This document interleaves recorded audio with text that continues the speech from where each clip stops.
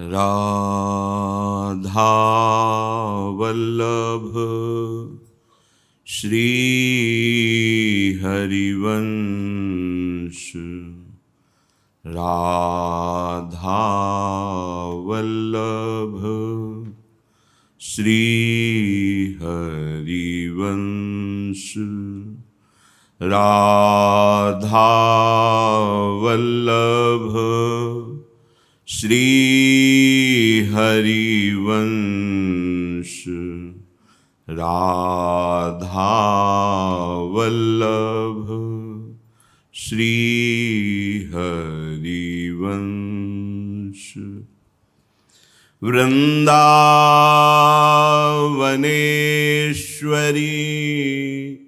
तवैव पदारविन्दम् प्रेमामृतैकमकरन्द रसौघपूर्णम् हृद्यर्पितं मधुपते स्मरतापुमुग्रं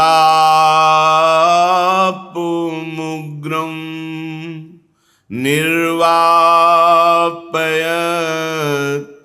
परमशीतल माश्रयामि। निर्वापयत्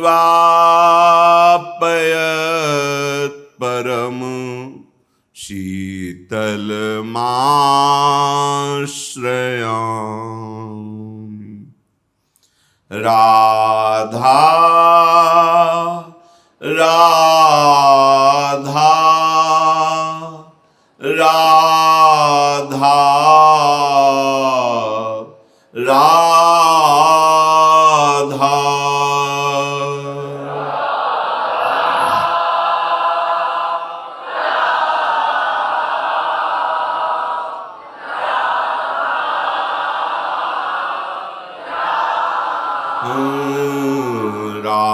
राधा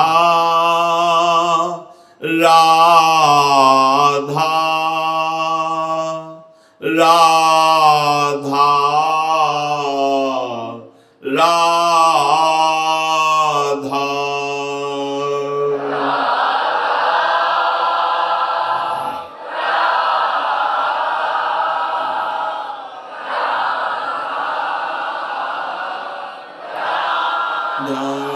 राधा राधा राधा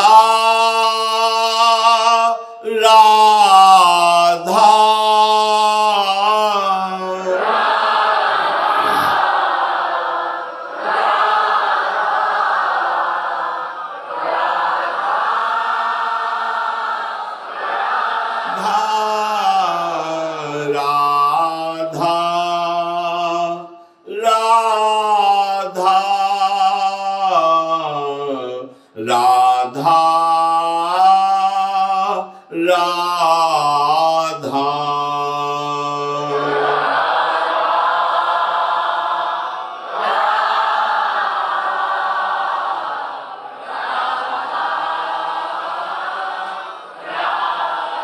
श्री राधा वल्लभ लाल की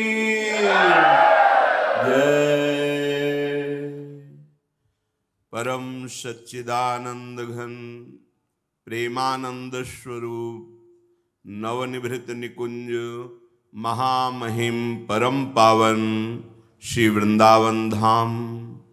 श्री वृंदावन धाम के लाडिले युगल चंद प्राणाराध्य श्री श्यामा श्याम समस्त निज परिकर हित परिकर।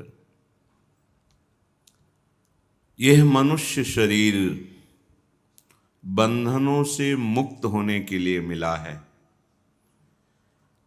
ये माया का प्रभाव है कि ज्यों ही शरीर की हमारी बुद्धि चेतना जागृत होती है तो ऐसी ममत्व बुद्धि अहम बुद्धि बन जाती है कि ये शरीर मैं हूँ, और शरीर के भोग ही भोगना, भोगों का संग्रह करना, यही जीवन का लक्ष्य है।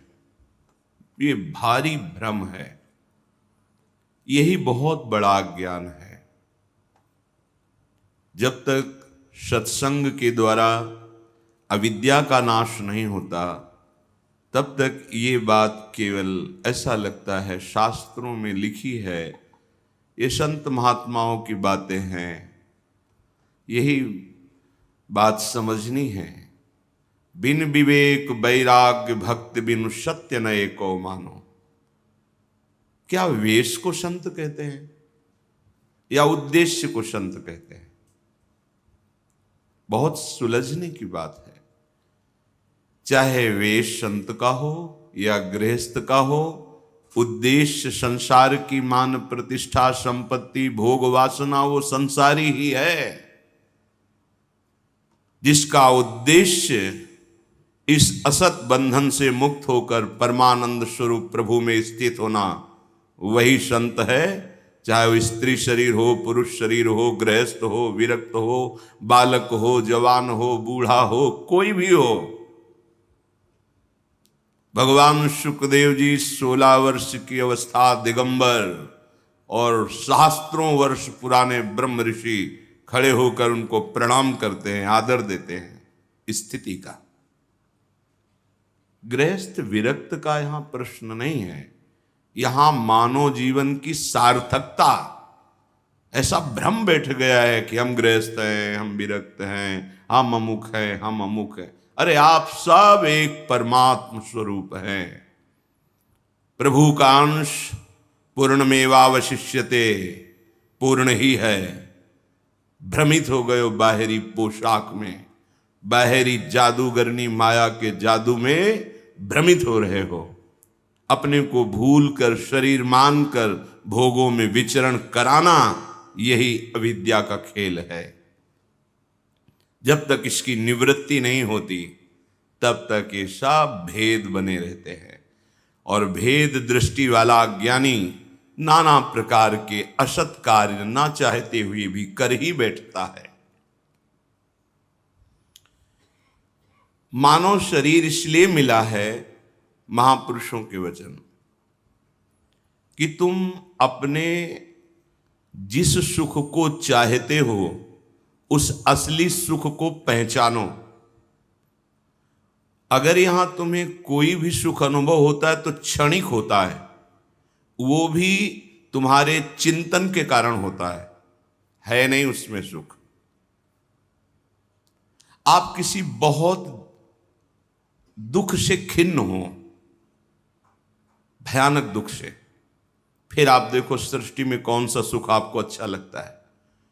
ये आपको मृत्यु का समय नजदीक आता समझ में आ रहा हो, अब कैंसर हो गया, पूरे शरीर में फैल गया है, अब तो हमारे पास कोई इलाज नहीं, अब बस आप समय काटिए। अब उससे बोलो भोग भोगो, कौन से भोग में उसकी रुचि होगी? उसको मृत्यु सामने दिखाई दी, फांसी की सजा, अब भोगो, कौन सा सुख उसे अच्छा लगेगा? है ही नहीं। ये केवल चिंतन बिगड़ जाने से, मलिन हो जाने से ऐसा राग हो गया है। हम चाहते सुख है, पर जो सुख है वो नित्य, सनातन, अविनाशी, कभी न बिछुड़ने वाला, उसे सुख कहते हैं। ये क्षणिक कौन सा सुख है? बहुत अच्छे अच्छे पदार्थ देखे सुखी हो रहे, अधिक पाइए, पा लीजिए। जब आपका पेट भर जाए फिर और पाइए, जब गले तक आज और पाइए, फिर पूछो मन से कैसा है, वो हाथ उठा कहेगा नहीं पाऊंगा। किसमें सुख है? कौन से भोग में सुख है? भोगिए। आप गृहस्थ हैं, आपके पास सुविधाएं भोगों, भोगिए। जब कहे नहीं तो और भोगिए, तू इसीलिए तो मुझे फंसा रहा था, इसी आप बता। वो थोड़ी देर के लिए हाथ उठा कहेगा नहीं नहीं नहीं, बस। फिर थोड़ी देर बाद उसी का चिंतन बनेगा, फिर नवीन प्रणाली से भोग वासना अपना प्रभाव दिखाएगी। आप समझ नहीं पा रहे, आपके साथ छल कर रहा है। ये मन आपको छल रहा है, आप समझ नहीं पा रहे हैं। मानव जीवन सुख की चाह, परम सुख की चाह, ये केवल श्री भगवान से पूर्ण होती है। आप अचाह पुरुष हैं। शरीर को, संसार को स्वीकार करने के कारण अचाह में भ्रम से चाह पैदा हो गई। इसी को मिटाना साधना है। जो अपने मन को नहीं देख पा रहा है, मन का निरीक्षण नहीं कर रहा है, वो विषयी संसारी है, साधक नहीं हो, किसी वेश में हो। साधक की दृष्टि मन और बुद्धि पर रहती है। मय्येव मन आधत्स्व मयि बुद्धिम निवेश है। हर समय मन बुद्धि को प्रभु में समर्पित करता रहता है। समर्पित मन बुद्धि को बार बार समर्पित करता रहता है, एक एक वृत्ति समर्पित करता रहता है। तुम इसी सुख की लालसा से अपने को भूल करके इस जादूगरनी माया के जादू में फंस गए। है नहीं, दिखाई सब दे रहा है। आप इंद्रजाल, जादूगर जो करते हैं, मनोरंजन के लिए बैठते हैं, बहुत सी सामग्रियां प्रस्तुत करता है। ये हमने देखा है। जब बच्चे थे गांव में एक परिकर आया था जादूगरों का। वो बड़ी सी टोकरी ऐसे लिए हुए, कई प्रकार दिखाए थे। टोकरी को ऐसे कपड़ा हटाया, सबको दिखाया भीड़ में, कुछ नहीं, खाली टोकरी। फिर पर्दा लगाया, आप क्या चाहते हैं? बोले हम ये चाहते हैं। हाथ डाला, निकाल दिया। एक फील्ड सामान से भर गई थी। सब लोगों से पूछ पूछ कर आपको क्या चाहिए? गरम जलेबी, धुआं निकलती हुई जलेबी, ऐसी शीशा। अब एक उठाने की कुछ रोक दिया उनका नहीं। आप इसे खा नहीं सकते, केवल देख सकते हैं। ऐसा बात समझो। ये भगवान की विशिष्ट शक्ति माया है, त्रिगुणमयी, सतोगुण, रजोगुण, तमोगुण। इसका कार्य है एक सच्चिदानंद प्रभु में नानात्व का भ्रम पैदा कर देना। इसी भ्रम को हम सत्य मान रहे हैं, भूल गए, फंस गए इस जादूगरनी के जाल में। प्रकृति को सुखद मानकर, परमात्मा को भूलकर मन और इंद्रियों के साथ विचरण करना, यही बंधन है। जो बंधन और मोक्ष है, यही बंधन है। मन और इंद्रियों को प्रकृति की तरफ आकर्षण जो हो रहा है, उससे शांत कर लेना और अपने स्वरूप में स्थित हो जाना, यही मोक्षावस्था है, मुक्तावस्था है।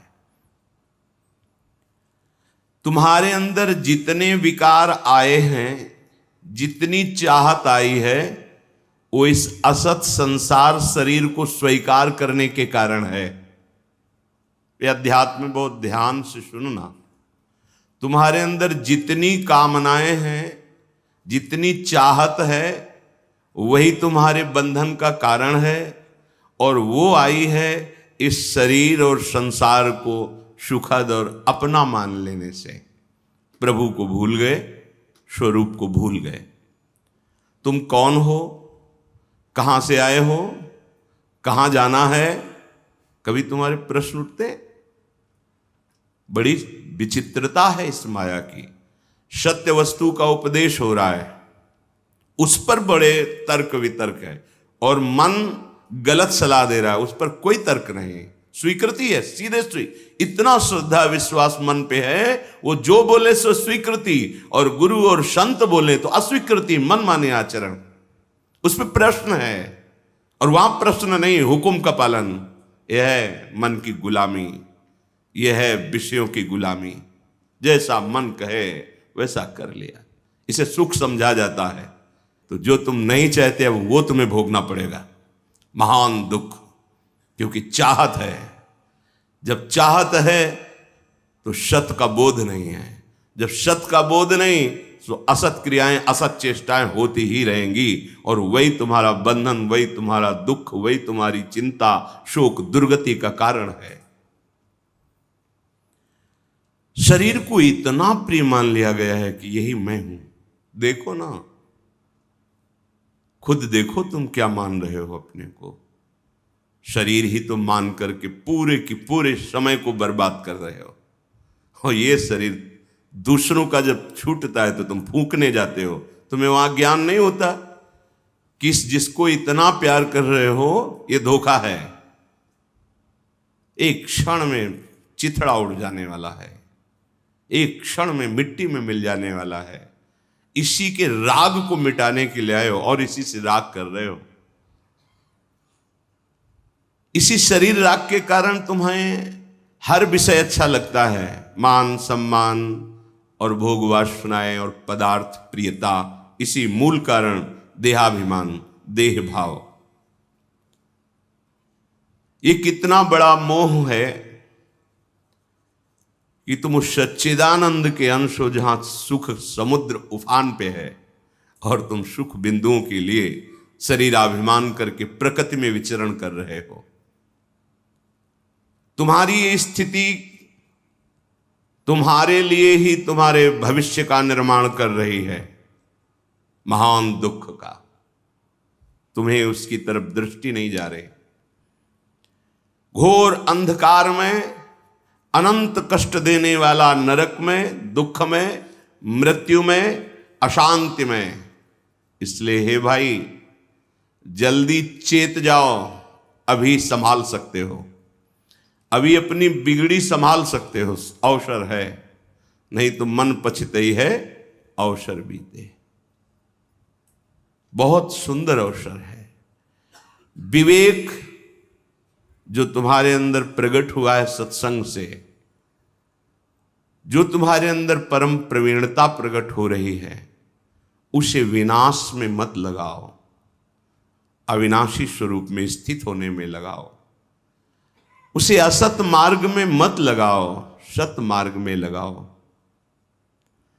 संसार का बड़े से बड़ा भोग या बड़े से बड़ा सुख परमार्थ सुख की एक बिंदु की एक अंश के बराबर भी नहीं है, चाहे जितना बड़ा सुख हो। महाराज ययाति अपने यौवन का भोग और अपने पुत्र के यौवन का भोग, फिर चक्रवर्ती सम्राट है, सब वैभव सब उन्होंने लिखा है कि भगवद विमुख पुरुष को, एक पुरुष को विश्व की सब सुंदरियां, सब सुख, सब भोग मिल जाए तो भी उसे तृप्ति नहीं हो सकती, क्योंकि है ही नहीं। यह ऐसा विचित्र बंधन है। इसीलिए भगवत प्राप्ति को सब कठिन समझते हैं। कठिन नहीं है, वो हमारे स्वरूप हैं, हमारी आत्मा है, वही हैं। बस कठिन है सत्संग की बातें मानना। मान लो, निकल जाओगे। जैसे जैसे तुम कदम हटाओगे माया से, वैसे वैसे तुम्हारा उत्साह, आनंद बढ़ेगा और लगेगा अपार कृपा। तभी तो गुरुजनों के चरणों में प्राण समर्पित हो जाते हैं कि यदि आप न बचाते तो हम कहाँ होते इस समय। माया के दलदल में फंसे हुए शोक, चिंता, क्लेश, अशांति इसी का भोग कर रहे थे। आपकी कृपा हुई, आपने हमें संभाल लिया। क्या संभाल लिया? हमारी बुद्धि जागृत हो गई। नहीं नहीं, अब मुझे समय बर्बाद नहीं करना। भगवत सुख इतना विलक्षण है, इतना अनुपम है कि यहां से लेकर ब्रह्मलोक तक उस सुख का उदाहरण नहीं दिया जा सकता। क्योंकि आप ब्रह्म स्तंभ पर्यंतम सर्वम मायामयम जगत, कि ब्रह्मलोक में जो ये सुख है वो भगवत सुख के समान नहीं कहा जा सकता। जो परमात्म साधन में तुम्हारे हृदय में शिथिलता आ रही है, उसका कारण तुम भगवत सुख को महान नहीं समझ रहे हो, भोग सुख को महान समझ रहे हो। रुपया, पैसा, मान सम्मान, खान पान, शरीर भोग, इसको महान मान रहे हो। इसलिए तुम्हारा साधन विक्षेप को प्राप्त हो रहा है, तुम्हारा साधन ठीक नहीं चल रहा है। तुम्हारी अपनी साधना कच्ची है, इसी से तुम उस निर्दोष महान सुख को लक्ष्य में नहीं कर पा रहे हो, या उस निर्दोष महान परमात्म सुख को लक्ष्य नहीं बनाया, इसलिए तुम्हारी कच्ची साधना है। जहां छोटी से ओस कण भोगों के आए फिसल गए। कैसे? कैसे साधक हो? निर्दोष साधना पथ को करो। कैसे? साधना पथ का निर्दोष स्वरूप क्या है? यम, नियम। यम अहिंसा, सत्यास्तेय, ब्रह्मचर्या परिग्रह, यमाः, ये यम है।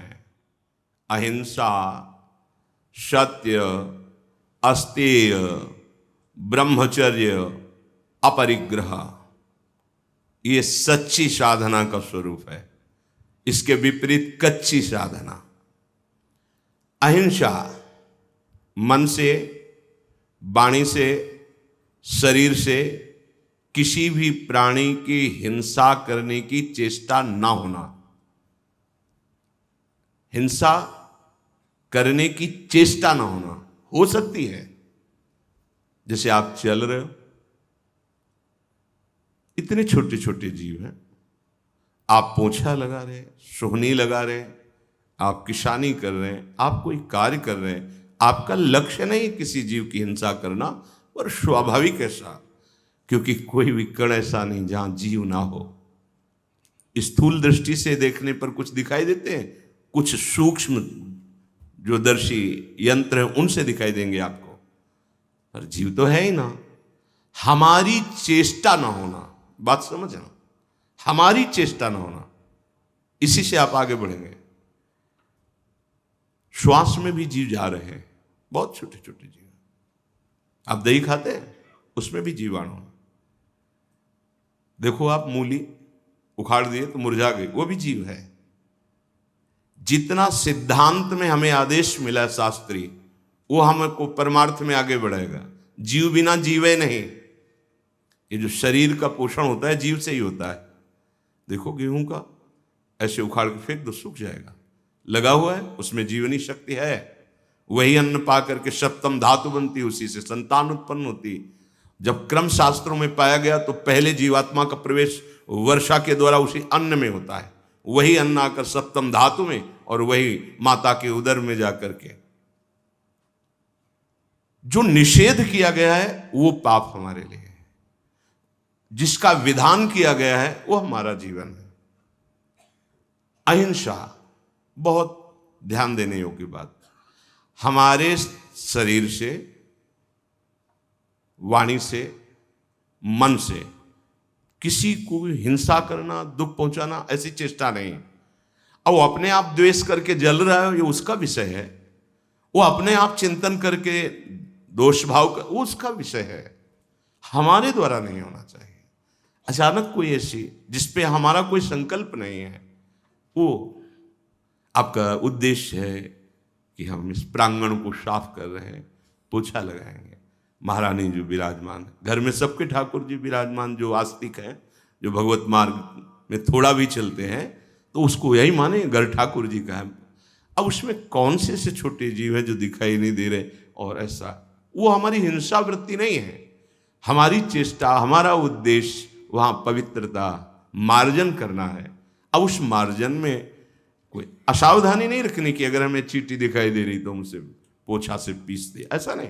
अगर दिखाई दे रही तो उससे हम फूल झाड़ू से पहले अलग करते हैं। हमारी चेष्टा नहीं होनी चाहिए। स्वाभाविक जो हो रहा है प्रभु जाने, चेष्टा नहीं। उपासक मन, वाणी, शरीर से किसी को दुख पहुंचाने की या हिंसा करने की चेष्टा नहीं करता है। जैसे एक डॉक्टर है, चाहे वो पशु के शरीर का हो या मनुष्य शरीर का हो। अब घाव में कीटाणु पड़ गए, कीड़े पड़ गए। अब शास्त्रों कीड़े हैं, वो दवा डाल रहा है। शास्त्रों कीड़े में वो हिंसा नहीं कर रहा है। उसका उद्देश्य है उसे निरोग करना। उसकी दृष्टि में सामने उसको रोग रहित करके स्वस्थ करना है। अब वो चाहे कोई अंग हटाना पड़े या उस अंग में हुए जो रोगात्मक कीटाणु उनको हटाना पड़े। कीटाणु तो होते हैं, जैसे मवाद बन रहा है उसमें होते हैं, भले वो कीड़े न दिखाई दे पर उसमें होते हैं। और उसमें आगे बढ़ा तो कीड़ा भी पड़ जाते हैं। अब उसको वो सोचे कि शास्त्रों जीवों की हत्या होगी, नहीं नहीं, वो रोग निवारण कर रहा है। उसका उद्देश्य सामने वाले मरीज को स्वस्थ करना है। उसकी उपासना हुई। वो एक डॉक्टर है, वो एक मरीज को अपना भगवत स्वरूप मानकर उसे स्वस्थ करने की पूजा कर रहा है, उसमें ऐसा दोष, बहुत विवेक की आवश्यकता है।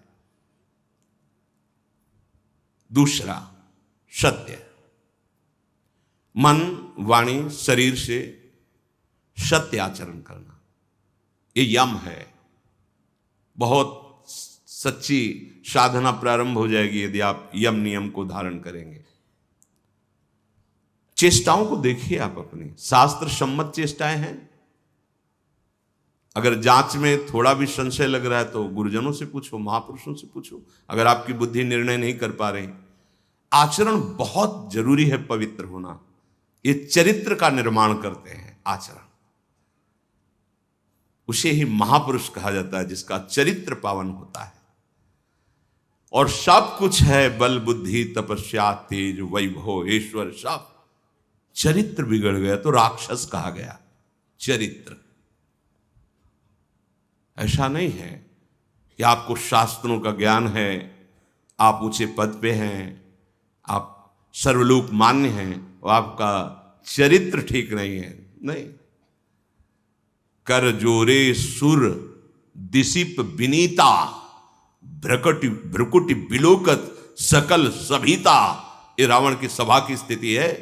कर जोरे सुर दिशिप, दिक्पाल लोकपाल देवता हाथ जोड़े खड़े जिसके सामने, उसका नाम रावण है।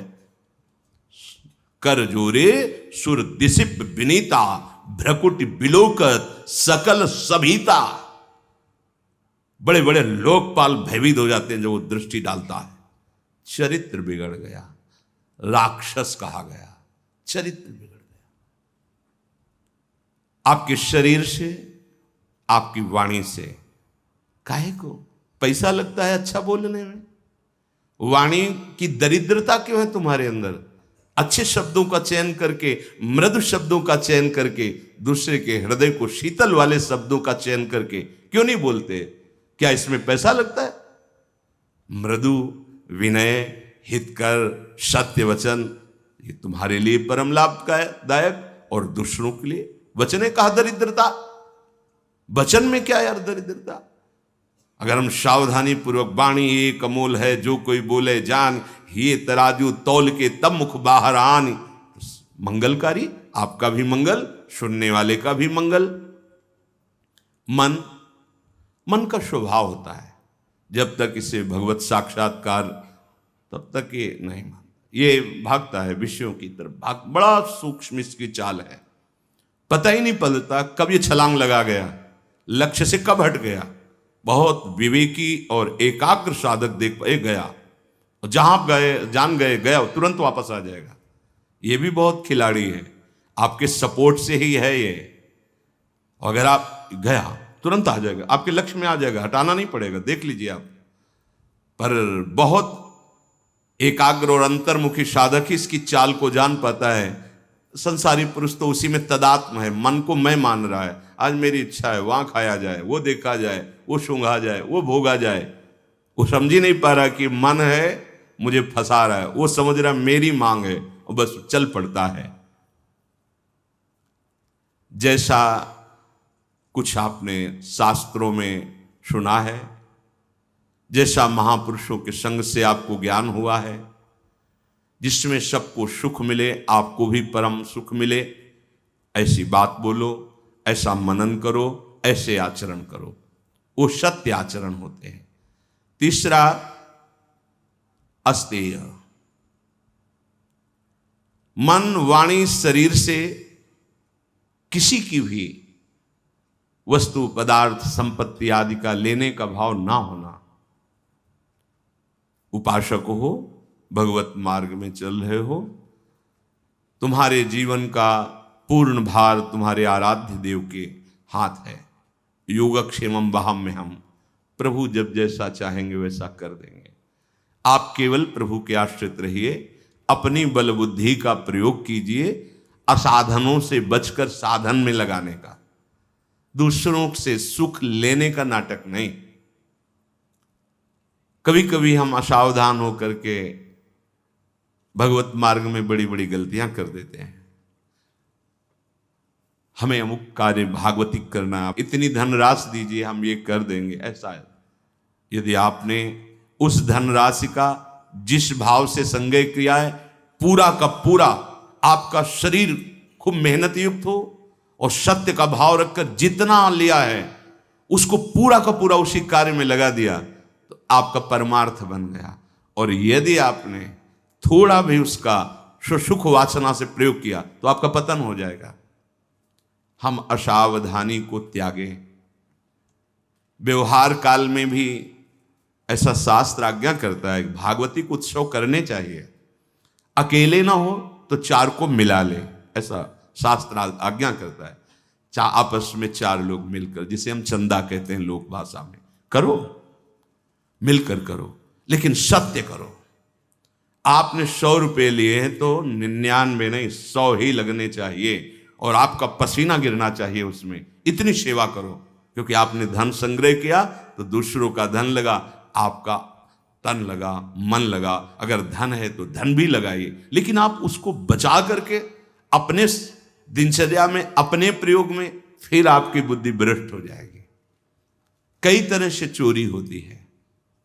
किसी भी तरह के मन में, हमारे वाणी में, शरीर में ऐसे छल कपट के वचन, छल कपट की क्रियाएं, छल कपट का संकल्प नहीं होना चाहिए। आस्ते, ये बहुत जल्दी आपको भगवत स्वरूप में स्थित कर देगा। हम लोग मन की बात मानकर बहुत बड़ी बड़ी गलतियां कर देते हैं। ये लो 50,000 ठाकुर जी को भोग लगाना, ले लिया, ठाकुर जी को भोग नहीं लगाया। हम उनको अपनी वासनाओं में धोखा हो जाएगा। तुम्हारा शरीर, तुम्हारा मन और तुम्हारी बुद्धि पीड़ित होगी। उसका प्रयोग तुम्हें सुख नहीं देगा। पहले जहां के लिए आए उसको समर्पित करो, जैसे बोला गया है वैसे ही करो। भोग लगाना है तो भोग ही लगाना है। एक ठाकुर जी की सेवा में लगा दो, पोशाक समर्पित कर दो। अब समर्पित हो गया, अब और सेवा में लगा सकते हो। लेने वाले के वचन पर ध्यान दिया जाता है। क्या बोला? ये संत सेवा, होश में, अब कोई और नहीं, केवल संत सेवा। उसका विधान करो। बहुत बहुत सावधानी। हम लोग चोरी का मतलब समझते हैं दूसरे की वस्तु छीन लेना, झपट लेना। ऐसा नहीं, कई तरह से चोरी होती है। पूर्ण रूप से हम इसका त्याग करें, ना मन में, ना शरीर चेष्टा में और ना वाणी में, कोई छल कपट नहीं। जैसे हम सोचे कि भाई अब उसने तो हमें सेवा के लिए दे दिया ठाकुर जी, या संत सेवा ऐसा बोल के, अब उस पर हमारा पूरा अधिकार है, जो हम चाहें वो करें। नहीं नहीं नहीं, आप भोग लगाने में जो चाहें बनवा लें, श्रृंगार करने में श्री जी की जो चाहें आप, जो प्रेरणा हो रही आप वो लेकिन उससे आप अपने लिए वस्त्र नहीं खरीद सकते, उससे आप अपने लिए विलासिता का भोग नहीं कर सकते। तभी ठाकुर सेवा रंग लाएगी, तभी वो भाव आपके अंदर बनेगा। हाँ, ऐसे ठाकुर जी के चरणों में कुछ बोला नहीं तो आप सेवक हैं उन्हीं के जी। आप अब वस्त्र मंगाइए, उनके चरणों में अर्पित कीजिए, फिर पहन लीजिए आप ऐसा। लेकिन अगर कह के दिया गया है फिर नहीं। ये हम बड़े बड़े महापुरुषों की बात करें। एक बार पूज्यपाद सिउड़िया बाबा के पास 250 रुपया किसी भगत ने चढ़ाया, सेवा में जेतो तो देखते ही ना। तो उस समय कृष्णाश्रम जो पूज्य बाबा के हैं, निर्माण स्वरूप बाबा ने से बड़े लीलाएं महापुरुषों की विचित्र। उस समय वो एक रोग बुखार चल रहा था, जिसमें बहुत ही गर्म दवा दी जाती है। क्यों वो ऐसे टेबलेट बहुत गर्म मतलब दिया जाता है, बहुत गर्म। और हमें तो ज़्यादा अंग्रेजी की ज्ञान नहीं है तो वो जब कई साधकों ने पाया तो बहुत गर्मी, तो उनका बाबा अगर इसका 1-1 लीटर दूध मंगा के दिया जाए तो जो दवा पाई है उसका समन हो जाएगा। बाबा ने कहा नहीं। ये देने वाले ने जो 250 रुपये दिए हैं, उसने कहा है कि कृष्णाश्रम के निर्माण के लिए नहीं हम दे सकते। हाँ, आपको ऐसा लगता है तो कोई आए, आप साधु हो, भिक्षा कर लो, उसे बोलो कि साधुकों को दूध चाहिए, उन्होंने दवा पाई है वो बुखार निवृत्ति के लिए, उनको दूध की आवश्यकता, ये नहीं दे सकते। ये निर्माण शब्द कह के उसने दिया। महापुरुषों के वचन और उनकी चेष्टाएं, यही हमारा आदर्श है। कौन सा मार्ग है, का पंथा? तो महापुरुष जिस मार्ग पे गए वही हमारा मार्ग है। महापुरुष जिस मार्ग पर चले हैं, महाजन, हाँ, जिसमें महापुरुष चले वही मार्ग हमारा है। ये अगर हमारे अंदर छल कपट और चोरी का बर्ताव बना रहेगा तो बुद्धि प्रभु से युक्त नहीं हो पाएगी। बुद्धि का समर्पण प्रभु के प्रति नहीं हो। हम छोटे छोटे व्यवहार में त्रुटियां करते हैं, बहुत सावधानी की जरूरत है। ये दूसरे के द्वारा दिया हुआ धन, अन्न, वस्त्र आदि, इसको साधारण मत लेना। मतलब इसको साधारण मत समझना कि आप ऐसे मौज मस्त, नहीं, खूब भजन करो और उनका कल्याण हो जिन्होंने इस शरीर के पोषण के लिए अन्न दिया, वस्त्र दिया। ऐसा भगवत स्वरूप भाव में जितने से काम चल जाए, बस उतना निरंतर भजन परायण। छल कपट की तो कोई गुंजाइश ही नहीं है भगवत मार्ग में, चाहे वो गृहस्थ हो या विरक्त हो। ये जो भगवत बहाने से अर्थ लेकर उसको अपनी वासनाओं की खेल में, बहुत बड़ा धोखा होता है। बहुत बड़ा अपने साथ हम धोखा कर रहे हैं। उसे विलासिता ना समझे। कितने दिन शरीर को स्वस्थ रख पाओगे, कितने दिन विलासिता में रह पाओगे? शरीर तो नष्ट ही होगा ना। फिर जहां से परमानंद की अनुभूति होनी चाहिए, जीवन मुक्तता की अवस्था आनी चाहिए, वही बंधन प्राप्त कर लिया। अगला कह रहे हैं ब्रह्मचर्य, बहुत जोर का ये यम है। ब्रह्मचर्य के बिना जीवन मृत है, मृत जीवन। ब्रह्मचर्य अमृत है। मन, वाणी, शरीर, बड़ा भारी इनका साधना में योग है। अष्ट प्रकार के मैथुनों का सर्वथा त्यागी ही ब्रह्मचारी कहा जाता है।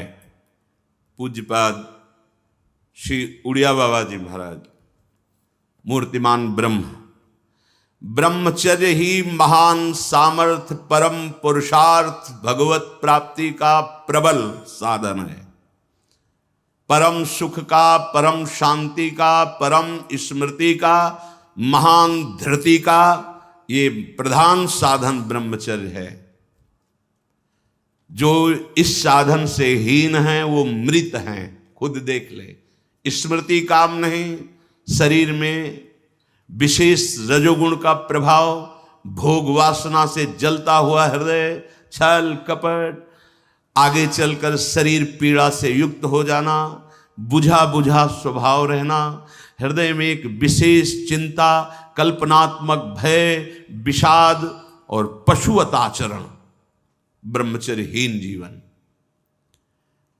जो ब्रह्मचर्य धारण करना चाहे, भगवत मार्ग में जो चलते हैं उनके लिए तो है ही, पर जो भी परम सुख, परम आनंद और लोक में उन्नति, परलोक में परम पद, उसे ब्रह्मचर्य अवश्य धारण करना चाहिए। वैरागी के लिए नैष्ठिक ब्रह्मचर्य, आजीवन ब्रह्मचर्य।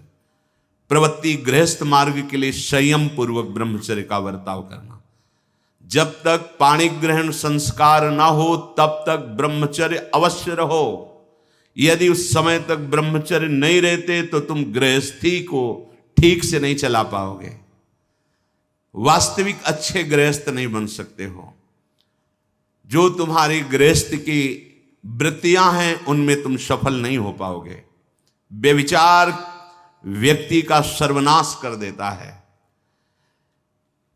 20 वर्ष या 22 वर्ष की अवस्था तक तो सबको, जो भी बच्चे हैं उनको शिक्षा देनी चाहिए, ब्रह्मचर्य का ही पालन करें।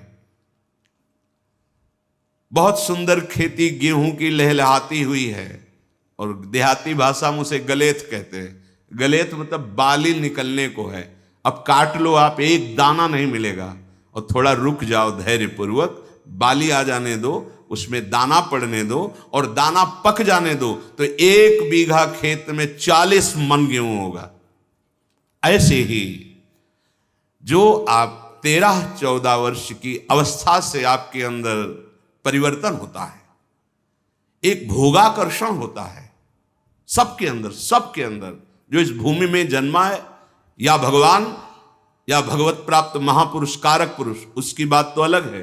अन्यथा जो भी जन्मा है, जहां 12, 13, 14 वर्ष की अवस्था होती है तो काम वेदना जागृत होने लगती है।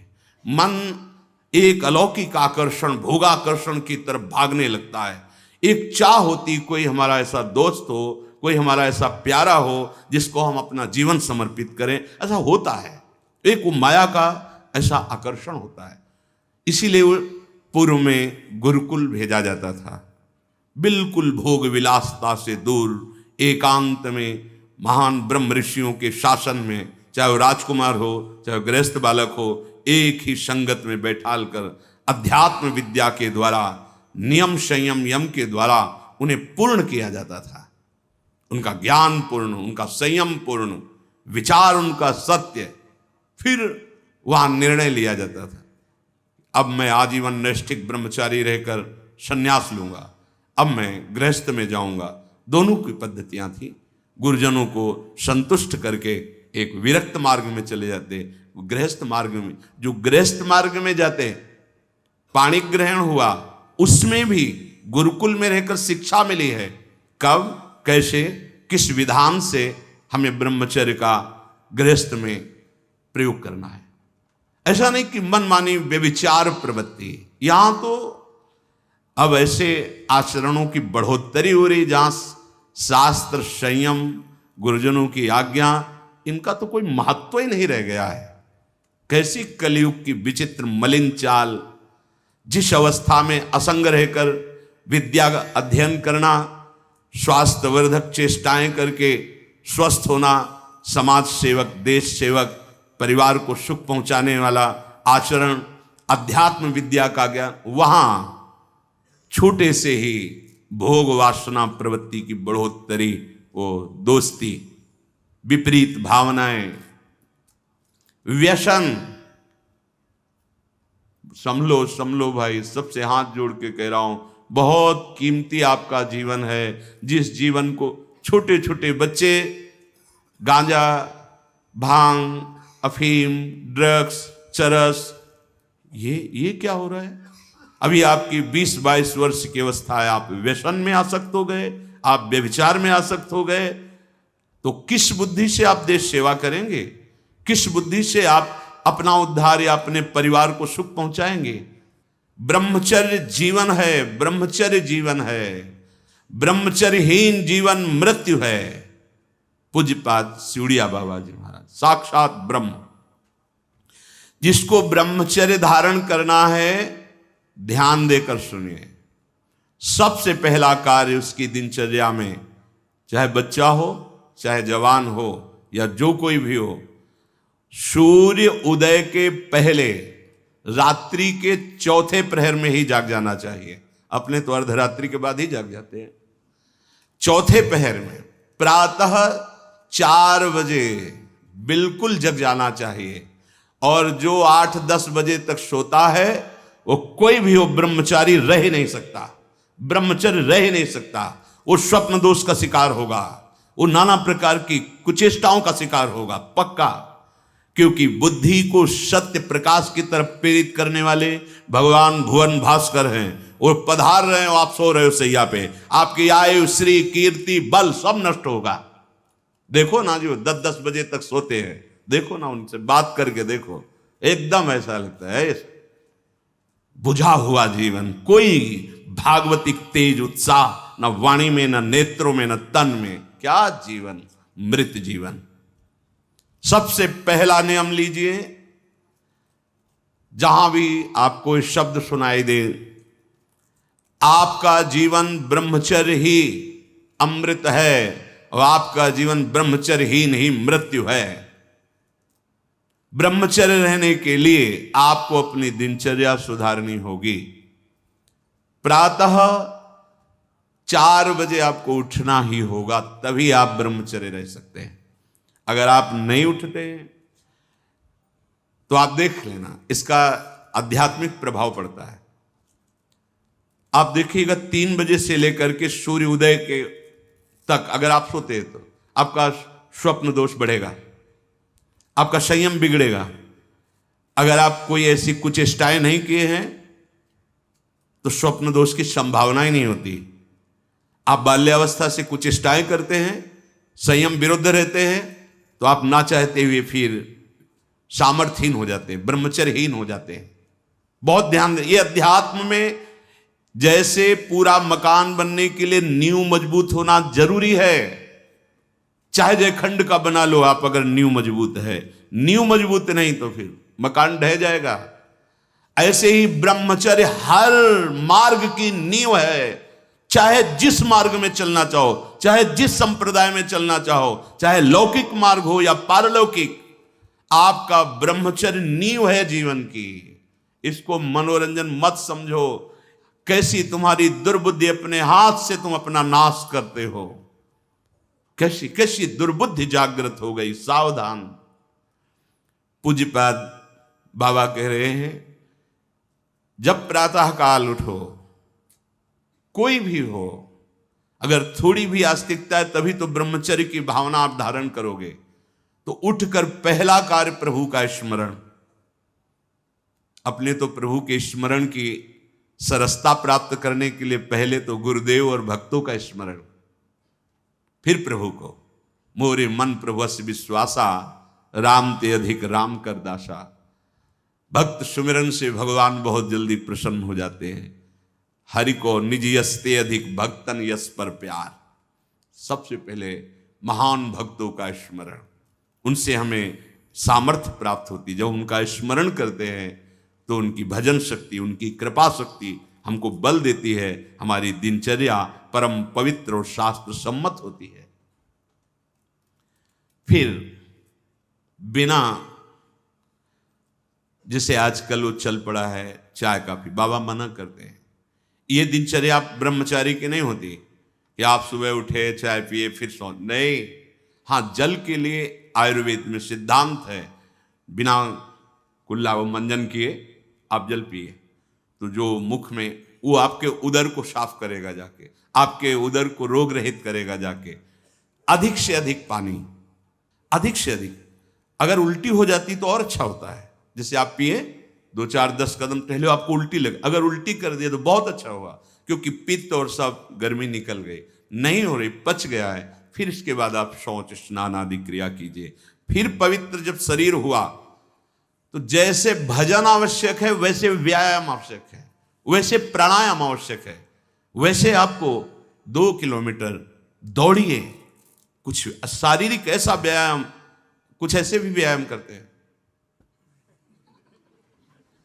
ये कोई व्यायाम पैरे से करना, बहुत से, ये कोई व्यायाम का मतलब पसीना निकले शरीर से, आपके शरीर को 1-2 किलोमीटर दौड़िए।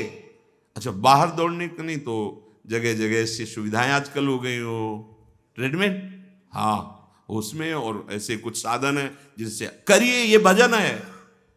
अगर शरीर स्वस्थ है, पुष्ट है, तो आप भगवत सेवा, देश सेवा सब कर सकते हैं।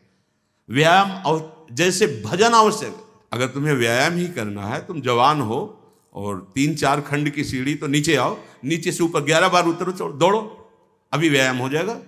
नीचे सीढ़ी से शुरू करो और ऊपर तक जाओ, फिर नीचे आओ, फिर ऊपर 11 बार कर लो, देखो पसीना आ जाएगा, दौड़ो। ब्रह्मचारी बनना है तो ब्रह्मचर्य पचाने के लिए भी तो चाहिए ना। अब आधा घंटा पद्मासन, 30 मिनट कोई बहुत नहीं होता। बैठ करके आप प्राणायाम, अनुलोम विलोम, जो आजकल शिक्षाएं भी दी जाती है इसकी, आप उसको कीजिए। आसन पे बैठिए, आपका शरीर स्वस्थ रहेगा। फिर अगर आप विद्यार्थी हैं तो जैसे हम शास्त्र स्वाध्याय करते हैं उसी भावना से आप आप देखो, अगर स्मृति आपकी प्रवीण ना हो तो बताना, और आहार आपका सात्विक हो। छोटे छोटे बच्चे, चाय काफी, ये अवस्था है बच्चों की, चाय काफी के। अब 50-60 की अवस्था हो गई, शरीर बहुत, वो ठीक है। ऑफिस में बहुत काम पड़ रहा है, वो थोड़ा ठीक है। अब नए नए बच्चे हैं और चाय काफी और ये व्यसन, भला आप ब्रह्मचर्य रह पाओगे? वैसे रह जाता है। परम पवित्र विचार वाला, परम पवित्र आहार वाला, परम पवित्र जब आपकी चेष्टाएं, तब इस महान शक्ति को धारण किया जाता है। ऐसे थोड़ी होता है। बड़े बड़े महापुरुषों से मिल मिलकर रो रो कर प्रार्थना करके आप बताइए, उपाय बताइए जिससे हम अपने साधन संयम को नियमित संयम में रख सके, ऐसे भाव से चल सके। आपको तो बिना किसी प्रयास के सुनने को मिल रहा है महापुरुषों की बातें। बिल्कुल समझ, आप रह के देखिएगा, एक नवीन उत्साह। और हारिएगा नहीं। आपने यदि गलत संस्कार बना लिए तो हारिए मत। कुछ समय तक बिना चाहे वो अभ्यास आपको गिराएगा, लेकिन आप बिल्कुल नियम संयम में दृढ़ रहिए, धीरे धीरे शांत हो जाएगा। ये आप धीरे धीरे शांत हो जाएगा। अब आपकी दिनचर्या में दो प्रकार के ब्रह्मचर्य, एक आजीवन ब्रह्मचर्य, तो वैरागी का तो आजीवन ब्रह्मचर्य होता है। जो प्रवृत्ति गृहस्थ मार्ग में, उनका संयम का होता है। शास्त्र संयम के अनुसार बर्ताव करे तो उसका जीवन बड़ा सुखमय जाएगा। केवल मन के अनुसार चलने पर कि आप गृहस्थ हैं तो आपके लिए छूट नहीं। देखो, परम ब्रह्मचारी भीष्म जी अपहरण करके स्वयंवर में जीत कर जबरदस्ती राजकुमारी, वो एक राजधर्म है, मैं ले जा रहा हूं राजकुमारियों को महाराज विचित्रवीर के लिए हस्तिनापुर के सिंहासन पर आरूढ़, जिसकी ताकत हो छोड़ा, वो राजाओं का है। अंबा ने तो अस्वीकार कर दिया कि या तो आपने अपहरण किया, आप स्वीकार कीजिए, नहीं तो मैं उनको दो जो। अब वो संयम को भूल गए। महाभारत प्रसंग में है, राजा क्षमा रोग हो गया और मृत्यु को प्राप्त हो गए। बहुत सावधानी। ऐसा नहीं कि आप गृहस्थ में हो तो आप, ये कोई आपके लिए धर्म नहीं है। धर्म संतानोत्पत्ति, भगवान की सृष्टि पूजा के लिए, वो भी संयम भगवत भाव में स्थित रहते हुए। ये मनुष्य जीवन ऐसे बर्बाद करने के लिए नहीं मिला है मनमानी आचरण। यदि सत्संग नहीं सुनते, शास्त्र स्वाध्याय नहीं है, आस्तिकता नहीं है, तो चाहे स्त्री शरीर चाहे पुरुष शरीर हो, पशुता रहती है। क्या जीवन है? आजीवन ब्रह्मचर्य पालन करने की जिसकी इच्छा है, नैष्ठिक ब्रह्मचर्य, उसको किसी भी प्रकार से इन अष्ट मैथुनों का स्पर्श नहीं करना चाहिए, संयोग नहीं होने देना चाहिए। और जो गृहस्थ में भी, तो वो भी सावधान। पाणी ग्रहण जिससे किया है वो भी समय मर्यादा के अनुसार। अष्ट प्रकार के ये मैथुन है। पहला, जब हम कोई गंदी बातें सुनते हैं, गंदी बातें देखते हैं, तब हमारे अंदर गंदी बातों का चिंतन होता है, फिर संकल्प बनता है। पहला, जो हम देखते हैं उस पर सुधार करो, जो हम सुनते हैं उस पर देखो। कोई ऐसी बात तो नहीं सुन रहे जो हमारे अंदर काम जागृत कर दे, कोई ऐसा दृश्य तो नहीं देख रहे जो हमारे अंदर काम जागृत कर दे, कहीं हम ऐसी कोई बातें तो नहीं बोल रहे हैं जो काम उत्तेजना प्रकट कर दे। तीन बातें। पहला, ध्यान दीजिए, इसी से भोग संकल्प बनता है। पहला, भोग संकल्प त्यागी। वो बनता कैसे? प्रधान बात, आपको ऐसा कोई दृश्य नहीं देखना जिससे आपके अंदर कामोत्तेजना जागृत, इसका प्रभाव पड़ता है। अभी आप कोई ऐसी बात करुणा की सुने तो आपको रोना आ जाएगा। आप कोई ऐसा दृश्य देखें तो आपका हृदय पिघल जाएगा। आप वाणी से कोई ऐसी करुणा की बात कर, आपको रोना आ जाएगा। अर्थात आपके देखने, सुनने और बोलने का प्रभाव हृदय पर पड़ता है। यदि आपका देखना, सुनना और बोलना गंदा है, गंदे का भाव आप समझ रहे होंगे, कामोत्तेजना बढ़ाना वाला है, बेकार की बातें केवल ब्रह्मचर्य की होंगी, तुम ब्रह्मचारी रह ही नहीं सकते। आप देखो गंदी बातें, सुनो गंदी बातें, बोलो गंदी बातें, और आप ब्रह्मचारी रह सको, सवाल ही नहीं उठता। जैसे आप गंदी बात देख रहे हैं, सुन रहे हैं, आप कोई चेष्टा नहीं कर रहे, तो भी आप ब्रह्मचारी नहीं रह पाओगे। वर्णन हुआ है शास्त्रों में। एक मनोवाह नाम की नाड़ी है, पूरे शरीर में ऐसा कहीं जैसे पित्त की थैली होती है, ऐसी कोई ब्रह्मचर्य वाली थैली नहीं है। ये यहां में हर नस नाड़ी में वो व्याप्त है सप्तम धातु। मनोवाह नाड़ी जो ही आपका चिंतन विकारात्मक हुआ, वो नाड़ी घसीटती पूरे शरीर से उस सप्तम धातु को, और वो घसीट लिया। आपने क्रिया की या नहीं की, आपका चिंतन बिगड़ा हो गया, वो किसी न किसी बहाने से लघु शंका में, स्वप्न में, कैसे भी बाहर हो जाएगा, वो नहीं रुकेगा। संकल्प रहित, भोग संकल्प रहित हृदय कब होगा? जब आपका देखना, सुनना और बोलना पवित्र होगा। बहुत सावधान। आज सावधान होना तो बहुत ही कठिन है, क्योंकि मोबाइल है। जो बातें बहुत गुप्त रखी जाती थी कि नई पीढ़ी, नई समाज हमारी समय आने पर जाने। बड़े बुजुर्ग घर की माताएं बहनें जब बेटी का ब्याह होता था तब एकांत में शिक्षा देती थी, तुम्हारा पति ऐसे व्यवहार करना, ऐसे चलना, अब तुम गृहस्थ में जा रहे हो तो ऐसा ऐसा। अब छोटे छोटे बच्चे बूढ़ों को समझा सकते हैं, इतना ज्ञान है उनको, क्योंकि हाथ में मोबाइल है। गूगल में सर्च करो, यूट्यूब में सर्च करो, आपको सब शिक्षाएं मिल जाएंगी, जिस मार्ग की, चाहे अध्यात्म मार्ग की या कुमार्ग की, सब भरी हुई हैं। और प्रायः कोई बिरला ही होगा जो मोबाइल रहित हो। जैसे भगवान सर्वत्र विराजमान है, ऐसे माया ने सर्वत्र रचना कर दी मोबाइल की। हर चीज में कुछ गुण हैं, कुछ दोष हैं। अगर मोबाइल रखो तो गुण ग्रहण करो, बहुत आवश्यक है।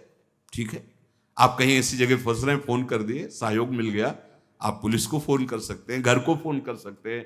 जहां चिट्ठी जाती थी महीनों में, वहां मिनट में बात कर लो, बड़ी सुविधा है। लेकिन कुमार्गगामी प्रवृत्ति की सुविधा उसमें मत लीजिए। अगर आप वो बातें देखेंगे, आपके पास मोबाइल है, एकांत हुए और आप 4 साधक बैठकर या 4 नौजवान बैठकर आप अपने को संभाल नहीं सकते। एक दृश्य देखा आजा मिलने की, एक वैश्या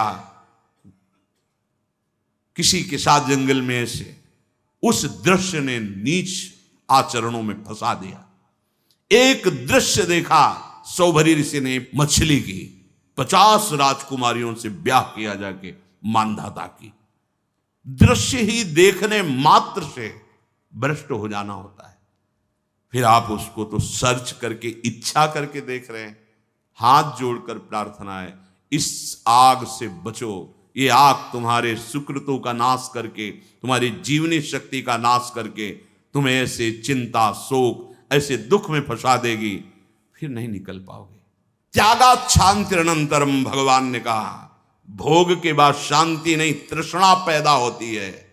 भोग के बाद शांति नहीं मिलती है।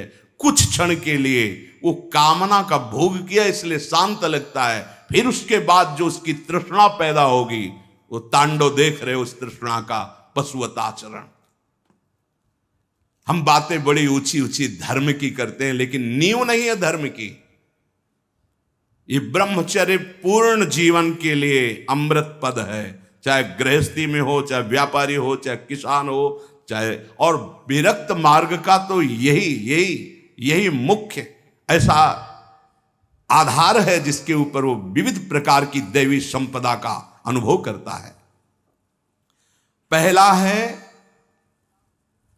जो आप देख रहे हैं, सुन रहे हैं, बोल रहे हैं, वो कामोत्तेजना वाला नहीं होना चाहिए, क्योंकि उससे आपके मन में संकल्प बनेगा।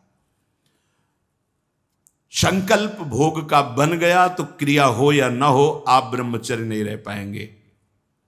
एक बार परमहंस स्वामी श्री ओंकारानंद सरस्वती जी महाराज, साक्षात मूर्तिमान ब्रह्म, नजफगढ़, कानपुर, गंगा के किनारे, बहुत ही ज्ञान संपन्न महापुरुष, तो हिम्मत करके पूछा गुरुजनों से तो अपनी बात, महाराज जी पूर्ण ब्रह्मचर्य रहने में कई ऐसे साधकों में परस्पर वार्ता को कहते हैं स्वप्न दोष हो जाता है, तो हम कैसे अखंड ब्रह्मचारी माने जाएंगे।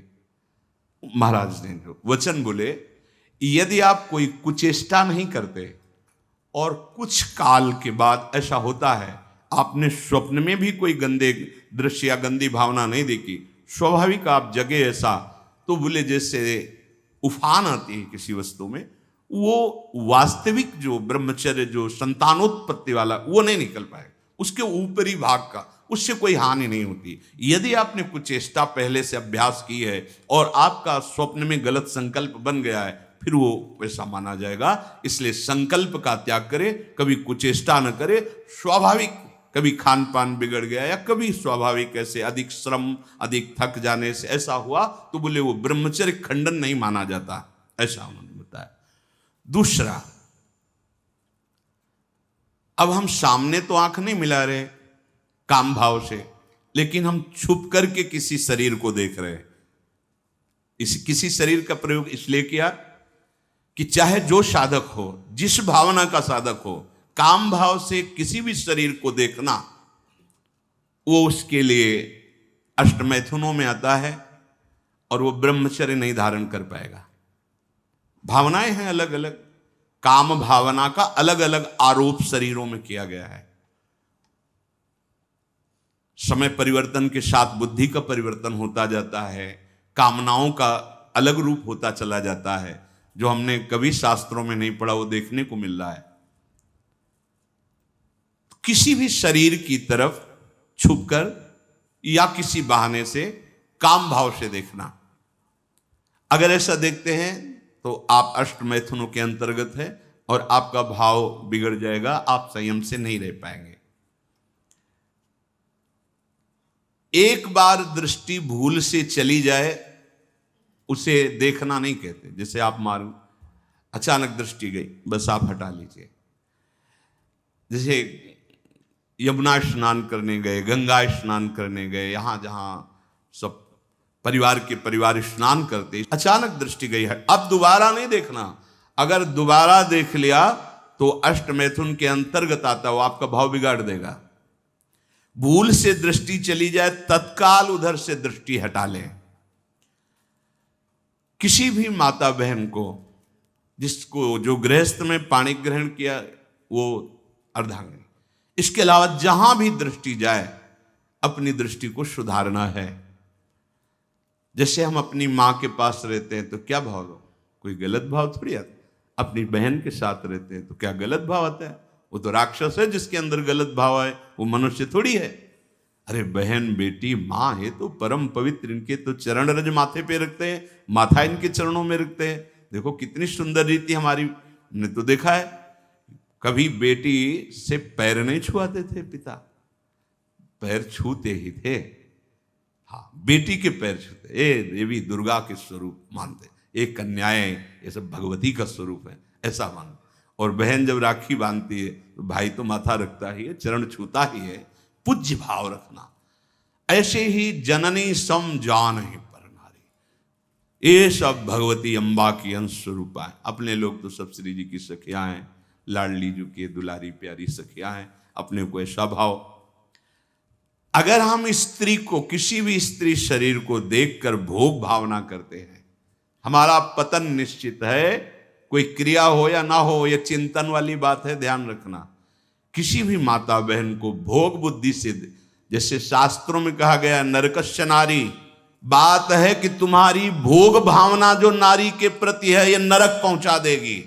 त्रिविधम नरकस्येदम द्वारम नासन्मात्मनः कामः क्रोधा तथा लोभा तस्मादेत्रयम् त्यजेत। माताओं बहनों की तरफ देख करके काम भाव से उनको देखना तो तुम समझ लो नरक जाने का रास्ता फिट कर रहे हो।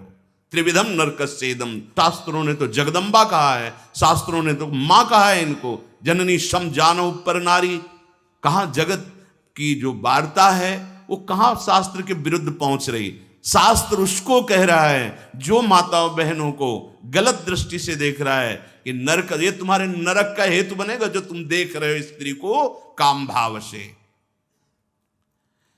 आगे कह रहे हैं किसी भी तरह से खिलवाड़ करना।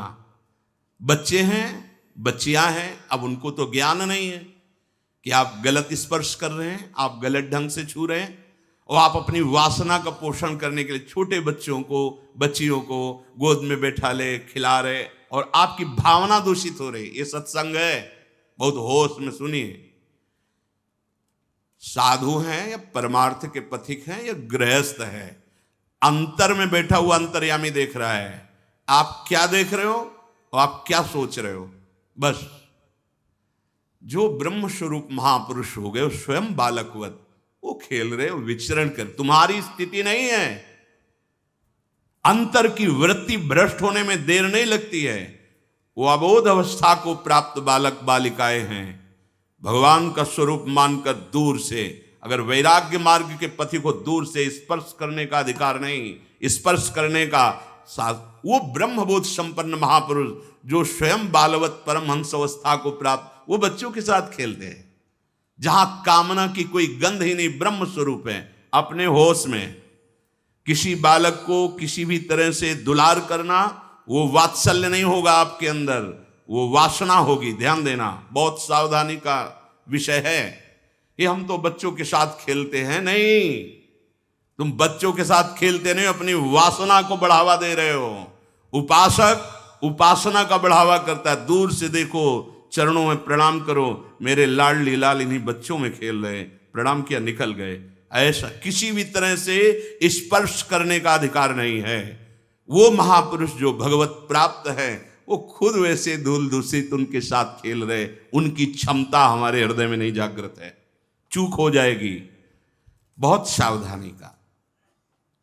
एकांत में किसी भी तरह का व्यवहार करना विपरीत शरीर से, काम चेष्टा नहीं कर रहे, पर हंसी मजाक, छूना, खेलना, बातें करना, वो आपको भ्रष्ट कर देगा। सावधान। विपरीत आकर्षण, जहां आपका काम भाव बन सकता है, एकांत में नहीं। व्यवहार करने के लिए जिनको सेवाएं मिली हैं, 2-3 एक साथ, तब व्यवहार कीजिए। अकेले वार्ता करने वाला अपराधी माना जाएगा। क्यों? अकेले वार्ता में माना आप दूषित नहीं, लेकिन दूसरे की दृष्टि भावना दूषित हो सकती है कि ये स्त्री शरीर और ये पुरुष शरीर, कहीं कोई ऐसा तो नहीं, तो आपने गलती नहीं की, लेकिन आपके आचरण ने दूसरे की श्रद्धा बिगाड़ दी। नहीं, आपको ऐसा भी आचरण नहीं करना कि दूसरे की श्रद्धा में भी दोष आवे, क्योंकि आपका आचरण ही दूसरे के ऊपर प्रभाव डालने वाला है। एकांत में कोई भी ऐसी हंसी मजाक, चेष्टा, विनोद, भले भागवतिक हो, लेकिन विपरीत शरीर जिसमें काम भावना होती, नहीं करना चाहिए। समाज में बहुत सावधानी पूर्वक व्यवहार करना चाहिए। एकांत में किसी भी ऐसे विपरीत शरीर का ऐसे हंसी मजाक करते हुए स्पर्श करने से भावना में काम प्रभाव जागृत हो जाता है। बलवान इंद्रिय ग्रामो विद्वानमपि कर्षति, साधारण की तो बात जाने दो। किसी भी जीव को मैथुन करते हुए एकाग्रता पूर्वक देखना, मानो कोई पशु पक्षी आदि ऐसे मैथुन धर्म से अचानक दृष्टि गई, राधा राधा राधा, अगर आपने एकाग्रता पूर्वक देखा तो ये दृश्य आपको भ्रष्ट कर देगा। फिर मोबाइल में देखने वाली तो बात ही जाने दो। अचानक दृष्टि गई किसी पशु पक्षी आदि में, राधा राधा, अपनी दृष्टि नीचे की चल दिए। अगर उसका चिंतन बना, उसको एकाग्रता पूर्वक देखे, तो कुछ क्रिया नहीं होगी। मनोवाह नाड़ी इतनी सामर्थ्यशाली, जहां चिंतन हुआ काम का, वो पूरे शरीर से सप्तम धातु को, ब्रह्मचर्य आपका क्षीण हो जाएगा। बहुत सावधानी की जरूरत। वीर्य, प्राण, मन, इन तीनों का परस्पर घनिष्ठ संबंध है। एक भी स्थिर हो जाए तो तीनों स्थिर हो जाएंगे। ब्रह्मचर्य ठीक, मन एकाग्र और प्राण सूक्ष्म। सूक्ष्म प्राणों के द्वारा ही परम योग को प्राप्त किया जाता है। स्थूल प्राण, बहुत खाना, बहुत चर्बी बढ़ाना, ये साधन हो पाएगा? शाम ऐसे आटा लगा दिया जाए, उड़े ना। श्वास प्रश्वास चल रही, उस आटे पर धक्का भी नहीं लगना चाहिए, तब समझना चाहिए कि प्राणवायु सूक्ष्म हो रही। इन बातों का कोई ध्यान ही नहीं हो रहा, बस मनमानी आचरण। बहुत इतना खा लिया और उसी को पचाने में पूरी शक्ति लग गई। भजन और एकाग्रता और इंद्रिय संयम तो बात जाने दो, इतना पा लिया। वीर, प्राण, मन, तीनों का परस्पर घनिष्ठ संबंध है और उपासना में तीनों का बहुत बड़ा योगदान है। प्राण सूक्ष्म, देखो, नाम जब आप श्वास लेते हैं आराम से और नाम चल रहा है कैसा, फिर श्वास आराम से, नाम चल रहा है। अब स्थूल प्राण है, बैठे हो, सुनाई दे रही आवाज प्राणवायु, सांप की सी फुसकार निकल रही, आप साधक हैं, आप उपासक, इतने स्थूल प्राण, तो आप मंत्र कहां चला पा रहे हैं? इसका मतलब मंत्र नहीं चल रहा। आराम से शांत श्वास। प्राण जिसका ब्रह्मचर्य ठीक है, बिना प्राणायाम के भी वो सूक्ष्म हो जाएगा। जिसका प्राण सूक्ष्म है, ब्रह्मचर्य ठीक है, मन को एकाग्र करने के लिए ज्यादा श्रम नहीं करना पड़ता। ये तीनों एक तार जुड़े हुए हैं। ब्रह्मचर्य ठीक नहीं, मन भयानक चंचल बदमाश होता चला जाएगा, गंदी से गंदी बात पेश करेगा आपके सामने, गंदे से गंदे आचरण करेगा, भूल जाएगा कि हम मनुष्य हैं, पशुवत आचरण में उतार देगा। ब्रह्मचर्य, प्राण, मन, तीनों का परस्पर बहुत घनिष्ठ संबंध है। एक स्थिर कर लो, ब्रह्मचर्य, बहुत गंभीरता स्वभाव में आ जाएगी। ब्रह्मचारी का स्वभाव गंभीर होता है, विचार परिपक्व होता है, स्मृति प्रवीण होती है उसकी, और हर कष्ट सहने की सामर्थ्य होती है। गर्मी, सर्दी, बरसात, पीड़ा, अपमान, निंदा, वो महान शीतलता अंदर प्रदान करता है। मस्ती एक रहती है, और कहीं निरंतर भजन और ब्रह्मचर्य, फिर क्या दुर्लभ रह गया संसार में उसके लिए। इसलिए हमारे शास्त्रों ने, ब्रह्म ऋषियों ने ब्रह्मचर्य पर बहुत जोर दिया है। ब्रह्मचर्य रहने वाले उपासक को इन बातों का ध्यान देना चाहिए। यदि कब्ज पेट में रहेगी तो बिना क्रिया के भी ब्रह्मचर्यहीन होने लगोगे। गर्मी बर्दाश्त नहीं ज्यादा, ये जितने नए पदार्थ पाने वाली लोलुपता है, ये सब ब्रह्मचर्य नाश करने वाली। ये जो आप जिसे पिज्जा कहते हैं, इसमें जो ऊपर लेप लगाए जाते हैं, जो बनता है वो गरिष्ठ है, बहुत गरिष्ठ है, पाचन तंत्रों पर भारी प्रभाव बनाकर एक कब्ज बनाने वाली चीजें। आपको ये 32 दांत दिए गए, वो अच्छे से चबा चबा के लुगदी में थोड़ा खाओ, बहुत देर चबा कर स्वाद लेकर के अंदर जब किया तो जो मुख में पाचन, यहाँ वो जो थूक आदि निकलते हैं, उससे ऐसे रस होते हैं जो उसको पाचन करते हैं। बहुत संभाल, ये भोजन का बहुत योगदान है। अगर कब्ज हो रही है तो ये अनुभव में लाई हुई वस्तु है, ये ईशबगोल की भूसी और छोटी हर। जैसे 1 चम्मच 1.5 चम्मच ईशबगोल की भूसी, और अगर आप पहली बार तो आधा चम्मच वो हर, छोटी वाली हर मिला लीजिए और 250 ग्राम दूध में पा करके सेवन की। वो ऐसा नहीं करेगी कि आपका एकदम पेट साफ कर देगी। 10 दिन 15 दिन लगा, वो धीरे धीरे आपकी आंतों से वो ऐसा, यही सेवन किए, बहुत समय तक सेवन किए, क्योंकि कभी ऐसे जैसे रूखा सूखा मिला, कभी ना मिला, तो ऐसे कब्ज की तो ये पास रखते थे, थोड़ा ईशबगोल की भूसी और हर। दूध ना मिला तो थोड़ा पानी से ले लिया, थोड़ा कम प्रभाव पड़ेगा, पर वो धीरे धीरे। अति ऐसी औषधियां जो आंतों को जाके, वो भी नहीं ठीक है, क्योंकि वो सीधे इतनी गर्म होती है, ब्रह्मचर्य का नाश कर देगा। बहुत संयम की आवश्यकता है ब्रह्मचर्य के लिए। तो कब्ज मत होने दीजिए, और जल की कमी नहीं होनी चाहिए। 2.5-3 लीटर जल तो होना चाहिए। आपकी जो एसिड बनती है, आप लघुशंका जो होती है, उससे आपके स्वास्थ्य को लाभ मिलता है। सुबह से शयन तक 2.5-3 लीटर पानी पीना ही चाहिए, यदि आप संयम से चलना चाहते हो। मैदा और गरिष्ठ वस्तुएं, चाय और कॉफी ब्रह्मचारी के लिए निषेध है। अब नौजवान बच्चे हैं, चाय और कॉफी भैया काहे को? 60-50 की अवस्था है, शरीर थोड़ा रुग्ण जैसा, तो आप चाय आदि ले लीजिए। आपको चाय की क्या आवश्यकता है? आपका तो ब्रह्मचर्य खुद इतना पावरफुल, चाय और कॉफी तो विघ्न है आपके लिए। बहुत कलयुग का बड़ा भारी प्रभाव है। आगे कह रहे हैं कि अत्यंत आवश्यक हो तो शरीर जिसका रोगी है उसकी सेवा के लिए अगर आपको सेवा लगाई गई है, या किसी को सेवा कार्य के लिए, ऐसे बकाया किसी को स्पर्श मत करो, क्योंकि सबके शरीरों में परमाणु होते हैं, अपने अपने स्वभाव, अपने अपने आचरण, शरीर में, वस्त्र में, सैया में। एक विश्राम स्थली पे जो आपकी सैया है, आप कैसे सोते हैं उसमें उसके परमाणु हैं, वस्त्र में परमाणु हैं, शरीर में परमाणु हैं। अगर आप ऐसा ही व्यवहार रखेंगे तो आप लड़ नहीं पाएंगे, आपके परमाणु इतने पुष्ट नहीं होंगे कि आप विकारों पर विजय प्राप्त करें। स्वाभाविक भीड़ में कोई छू रहा हो बात अलग है, हमें छूने की चेष्टा, अगर किसी रोगी की सेवा तो फिर विचार नहीं करना है, कोई सेवा पे है तो हमें विचार नहीं करना है। स्वाभाविक ऐसे हंसी मजाक या व्यवहार में हम बचें, स्पर्श से बचें। यहां वो छुआछूत वाला स्पर्श नहीं, अपने परमार्थ को पुष्ट करने की बात है।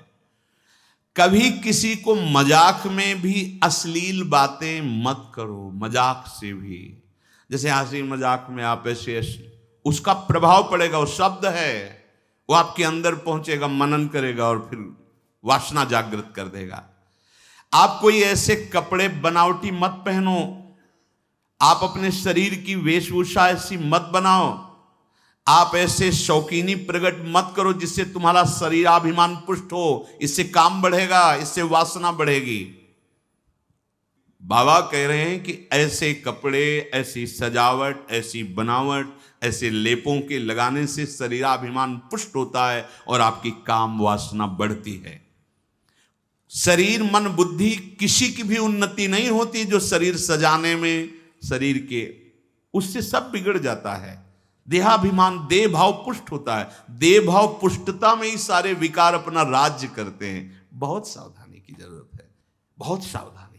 बड़ा पवित्र वेश रखो, पवित्र वस्त्र पहनो, हाँ सावधानी पूर्वक चलो। इससे कोई वीआईपी पना प्रकट नहीं होता, इससे आपकी मन की, आपकी बुद्धि की, आपकी चित्त की दशा गलत मार्ग में चली जाएगी, क्योंकि शरीर भाव आप पुष्ट कर रहे हैं, शरीर को दिखाना, शरीर का सजा। हम ये नहीं कहते कि आप बाबा जी बन जाओ, आप सब पूरे मुख में रज लगाओ, ये तो हम लोगों के लिए। पर आप उचित ऐसी सभ्य पोशाक हमारे देश की रही है, बड़ी मर्यादापूर्ण रही है, आप उस पर ध्यान दीजिएगा। क्योंकि आप ऐसे जैसे शरीर सजाना से, इससे आपको दुख मिलेगा, आपका मन वासना में हो जाएगा, आपकी भावनाएं दूषित हो जाएंगी। संत समागम तो शरीर राग नष्ट करने के लिए, परमानंद।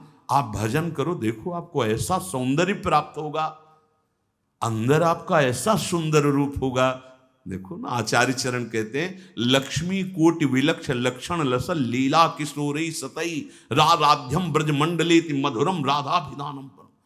जो हमारी स्वामिनी जी के दासी भाव को प्राप्त होता है, उसको इतना सुंदर रूप मिलता है कि करोड़ों लक्ष्मी आश्चर्यचकित हो जाएं। ऐसा राधा दासी का स्वरूप होता है। ए इधर आओ, इतना सुंदर रूप प्रिया प्रीतम का, इतना सुंदर रूप आपका, और ऐसे महासुख में निमग्न होना। ये चमड़ा सजाते रोज सजाते तो कितने जन्म बीत गए, और इसी चमड़े में आग लगाई जाएगी, यही चमड़ा गाड़ दिया जाएगा। प्यारे, कुछ समय के लिए मिला है, इसी से तो राग मिटाने का अवसर है। आप इसको सजा के और वासनाओं के खेल में उतर रहे हो, कितनी बड़ी हानि कर रहे हो। अभी आप समझ नहीं रहे, इसलिए आपको बुरा लग सकता है कि हमारे पहनावे पे बोल रहे हैं, हमारे ऐसे। नहीं नहीं, आप अच्छे से अच्छे कीमती वस्त्र पहनिए, पर उसकी सादगी होनी चाहिए। आप अच्छा पाइए, आप अपने उचित शरीर का श्रृंगार कीजिए। सुंदर मनुष्य शरीर मिला है। देखो, जो पशु श्रृंगार करने योग्य नहीं, वो तुमसे भी सुंदर होते हैं। कैसी रंग बिरंगी है उनके सब बाल, और देखो सब एकदम सुंदर। भगवान रचा, उन्होंने रचना की है, तो आपके तो हाथ हैं, आप अपना, पर उतना जिससे आपका हृदय मलिन होकर वासनाओं के प्रवाह में न बह जाए, या हमारे को देखकर किसी के हृदय में ऐसा गंदा भाव ना आ जाए। दोनों, अपने को बचाओ और दूसरों को भी। जो तुम्हारे मन में काम भाव पैदा कर दे, ऐसे पदार्थ मत पाओ। अनुभव करो, भोजन पाते हो, पाने के बाद भजन में मन लग रहा है या वासना में जा रहा है?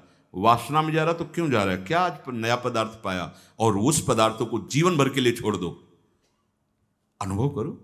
जब कभी किसी साधु को पवाना हो तो नाम कीर्तन करना, कोशिश करना कि आपका चिंतन भी भागवतिक हो, क्योंकि उसका प्रभाव पड़ता है। आप जो बनाते हैं उसका प्रभाव पड़ता है। एकदम शीशे की तरह अंतःकरण हो जाता है, एक एक बात दिखाई देती है। तो जिन पदार्थों के पाने से, जैसे प्याज लहसुन मना किया जाता है, ये वैसा निषिद्ध नहीं कि जैसे मांस आदि ऐसा। ये तमोगुण पैदा करके वासना प्रवृत्ति को बढ़ाता है, इसलिए मना किया गया है कि अगर आपको दीक्षा लेनी है, आपको भजन मार्ग में चलना है, तो रोकना पड़ेगा। ये निद्रा, आलस्य, प्रमाद, तामस, क्रोध, वासना, इसको प्रकट करने वाला है। इसीलिए संतों ने इसको निषेध कर दिया। नहीं तो इसकी उपज बड़ी पवित्र थी। जैसे जहां आलू पैदा होती है वहीं पैदा होता है, भूमि में तो होता है, पर उसका प्रभाव, जैसे तुलसी के पत्ता पास में ही गांजे का पेड़, वो भी तो ऐसी जगह मिलेगा, लेकिन वो प्रभाव तमोगुण पैदा करके व्यसन हो गया। तुलसी जी परम पावन भगवत अनुराग बढ़ाने वाली बन गई। और कोई भी सुगंधित पदार्थ जब तक प्रसादी न हो तो शरीर में नहीं लगाना चाहिए। इसका प्रभाव पड़ता है, रजोगुण पैदा करके भोग वासना प्रकट करता है। श्री जी को अर्पित तो भक्ति हो गई हमारी श्री जी के श्री अंग की गंध है। या औषधि के लिए आप ले सकते हैं। नियमानुसार व्यायाम, भोजन उतना जो पच जाए। अगर आपको शाम टाइम लगता है कि खट्टी डकार आ रही, पचा नहीं, तो फिर बैठने की जरूरत नहीं, उपवास करो। दूसरे दिन पाना, कोई मर थोड़ी जाओगे, आपकी आंतों को थोड़ा विश्राम मिला। प्रतिदिन सोते समय दांतों की सफाई करके सोएं। आपके दांत ठीक होने चाहिए, क्योंकि आप अच्छे से चबाएंगे तब आपकी पाचन शक्ति ठीक होगी। 2 बार स्नान ब्रह्मचारी को अत्यंत आवश्यक है। और यहां पेट में ठंडा ठंडा जल, ऐसे यहां तो कई बार जल डालिए। जैसे ऊपर स्नान किया, फिर आधे यहां नाभि से लेकर 10 कमंडल कम से कम, ऐसे आराम आराम से आपके ब्रह्मचर्य की बहुत पुष्टता होगी और आपकी गर्मी शांत होगी। रात्रि के समय, सोते समय विचार कीजिए, आज हमसे कौन सा विचार, कौन सी चेष्टा ऐसी गलत हुई जो नहीं होनी चाहिए, और उसको नियम लेकर दूसरे दिन से ना होने पावे। आप खुद विचार कीजिए। मांस और शराब और कोई भी नशा, ये तो कहीं प्रवेश ही नहीं है। पर धोखे से भी कभी बिल्कुल नहीं। ब्रह्मचर्य रहना है, भगवत प्राप्ति करना है, तो आप वृत्ति भगवदाकार है। वो खेल खेले, उनकी बात अलग है। महापुरुषों की वो तो 10 तोला जहर भी खा के पचा जाते, ऐसे संत हुए। एक संत थे, पूज्य बाबा के चरित्र में पढ़ा, कूटस्थ उनका नाम था, कूटस्थ महात्मा। उन्होंने आजीवन नियम लिया था कि ऐसे खप्पर कर दिया, जो डाल दिया वो खा जाएंगे, क्या है उसे कोई मतलब नहीं। तो कुछ उद्दंड लोग जब उस नगर में गए और ये बात सुना, तो उन्होंने विषैला सांप पकड़वाया और उसको उबाल करके हाथ में आया, ऐसे देखा और मुस्कुराए, खा गए। जो महापुरुष है, उनकी क्षमता, उनकी स्थिति वो अपने में नहीं है। उसमें लिखा था पागल। एक दिन जंगल में किसी पेड़ के नीचे बैठे थे, किसी गांव में चोरी हुई थी, लोग उन चोरों का पीछा किए हुए थे, वो आराम से बैठे हुए इनके पास आए, बोले तुम भी उन चोरों में शामिल थे? उनका तुम्हें जो दिखाई दे रहा है तुम देखो, तुम्हें क्या दिखाई दे रहा है? बोले बहुत गुस्सा, अंधेरा था, बहुत गुस्सा है तेरे अंदर, और डंडा चलाए। जब एक ने कहा यार देखो तो कौन है, तो फिर वो तुम महात्मा हो? बोले तो तुम निर्णय करो कि कौन है। अरे बोले गलती हो, कोई बात नहीं, जाओ। कुछ नहीं, पीट रहा है तो कुछ नहीं, उसमें जहरीला सांप दे दिया तो कुछ नहीं। अब वो एक हिमालय की तरफ जा रहे थे, तो उस समय सिंह दहाड़ा, तो ऐसे छड़ी लिए थे, ऐसे खड़े हो गए। बोले सुनो, अगर तुम्हारा आहार निश्चित हो गया है शरीर, तो तुम्हें हल्ला मचाने की जरूरत, इसे खा लो, और नहीं हुआ तो चले जाओ। वो चल दिए। भले स्थिति है तो हमको अपने कोई भी व्यसन साधना में, देखो सबसे पहली गलती तो ये होगी कि वो व्यसन हमें अपना चिंतन कराएगा। समय पर हमें कोई व्यसन नहीं करना। और ध्यान से सुनिए, ब्रह्मचर्य पालन के लिए इमली और खट्टे पदार्थ बिल्कुल जहर है ब्रह्मचारी के लिए। ब्रह्मचर्य पालन के लिए लाल मिर्च, प्याज, लहसुन, गरम मसाला, जो सब्जी हैं, ये बढ़िया। दोपहर में भोजन के पश्चात 15 से 30 मिनट तक विश्राम। सोना नहीं है, करवट थोड़ा इधर मध्य में, फिर बाएं ले, उठ के बैठ गए। दिन में नहीं सोना है। जो रात्रि में सेवा करते हैं उनके लिए छूट है। अब रात्रि में बंगला बना रहे हैं श्री जी का, या जो सेवा परायण है, जिनका सीधा अखंड नाम कीर्तन हो रहा, रात्रि में ही कीर्तन है, दिन में सोना नहीं, रात्रि में कीर्तन करना है तो चल कैसे पाएंगे, वो दिन में सो लें। सायंकाल के समय भोजन निषेध है, संध्या का समय हो रहा हो, भोजन निषेध है, शास्त्र स्वाध्याय निषेध है, उस समय कीर्तन, नाम जप आदि। और रात्रि में भोजन पाने के 30 मिनट भ्रमण करें, भोजन पाने के बाद घूमिए, फिर शयन कीजिए। अगर ब्रह्मचर्य रहना है, नहीं सब खा पी के और दूध पी के फिर सो गए, फिर नहीं ठीक रहेगा। दिन में उपासक को कभी नहीं सोना चाहिए, ये छूट उसके लिए जो रात्रि में सेवा परायण है, जगते हैं। यदि रात में आपको जगना पड़े तो अपनी नींद पूरी करने के लिए उससे कम समय में काम चला लीजिए। अधिकतर दाईं करवट से सोना ब्रह्मचर्य के लिए लाभदायक रहेगा। सोते समय भगवत चिंतन अत्यंत आवश्यक है। यदि आप सोते समय छूट दे दी तो गलत चिंतन उस समय जरूर होगा, और गलत चिंतन हुआ अगर सो भी गए तो धोखा हो जाएगा, और अगर जगते रहे तो धोखा हो जाएगा। सोने के समय ऐसे सावधान रहो जैसे मरने वाला सावधान रहता है कि अब तो मृत्यु आ रही है, राधा राधा, ऐसे सावधान। जब एकांत कर्म में तो बिल्कुल सावधान। उस समय क्या करते हैं हम लोग, असावधान हो जाते हैं, छूट दे देते हैं। अगर मोबाइल है तो मोबाइल में लग गए, नहीं तो चिंतन मनन वो कहीं ना कहीं भटकाव में आ जाएगा, भटकाव में आ जाएगा, आपसे धोखा हो जाएगा। बहुत सावधान, ये बात मान लीजिए। आपका एकांत परम पवित्र और सावधानी पूर्वक होना चाहिए जब तक नींद ना आए। अपने लोगों ने तो ये अभ्यास किया गुरुजनों की आज्ञा से कि जैसे अब दिनचर्या पूर्ण हुई, अब शयन करने जा रहे हैं तो माला लेके बैठ गए। जब तक ऐसे नहीं हुआ तब तक माला नहीं हटानी है, बैठे। जब लगा कि अब बस सो ही जाएंगे, कभी कभी माला छाती में रखे ही सो गए, फिर जगह फिर शुरू हो गया। भजन नहीं, अगर भजन उस समय एकांत में नहीं करते तो बकवास है, ब्रह्मचारी नहीं बन सकते। बहुत चंचल मन है, किसी न किसी बहाने से आपको धर्म भ्रष्ट करेगा, ब्रह्मचर्य भ्रष्ट करेगा। बहुत सावधान। उपन्यास, अश्लील पुस्तकें, अब बाबा के समय तो मोबाइल नहीं चला था ना, नहीं तो वो भी लिख देते। ये कभी ना पढ़ें, ऐसी कोई बातें ना पढ़ें, ऐसे कोई दृश्य ना देखें।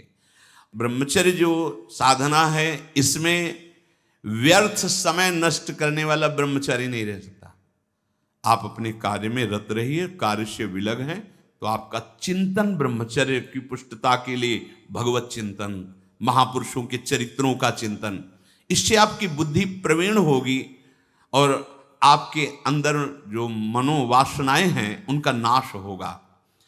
फिल्म, सिनेमा, नाटक देखने वाला कभी ब्रह्मचारी बन ही नहीं सकता। अब देख लो भाई, सावधानी पूर्वक। इसलिए ब्रह्मचर्य ये महान साधना की भूमिका है। अपरिग्रह, ये पांचवा है। अपरिग्रह, जितनी तुम्हारी आवश्यकता वास्तविक सेवन के लिए, उतनी वस्तु पर अधिकार रखो। इसके बाद जो भी वस्तु गोविंद ने दी है, परिवार सेवा, जगत सेवा, ऐसा, या आप विरक्त हो, उतने अधिकार, जितना वस्त्र, जितने पे सोरे, जितना भोजन। कल क्या मिलेगा ये हमें चिंता नहीं करनी है, हरि गुरु जाने। कल की अगर विरक्त को चिंता है तो वो विरक्त नहीं है। और गृहस्थ को चिंता होनी ही चाहिए कि कल परिवार कैसे चलेगा। गृहस्थ का संग्रह प्रधान और विरक्त का संग्रह रहित जीवन। हरि गुरु जाने कैसे भरण पोषण करेंगे। अपरिग्रह ये बहुत बड़ी सिद्धि है। भोग्य वस्तुओं का अपने लिए संग्रह ना करना और भोगते समय ये ध्यान करना शास्त्र आदेश है कि नहीं। कोई भी वस्तु पदार्थ अगर ऐसे रहा जाए तो कह रहे हैं कि अहिंसा का पालन करने वाले का प्रभाव पड़ता है कि उसके सामने हिंसक वृत्ति वाला भी आ जाए तो दैन्य हो जाएगा, हिंसा वृत्ति नहीं रहेगी। और सत्य का पालन करने वाला वाणी से जो बोल देगा वही हो जाएगा, पक्का पक्का। अगर आप झूठ नहीं बोलते और सत्य का पालन करते हैं तो ठीक वैसा ही हो जाएगा।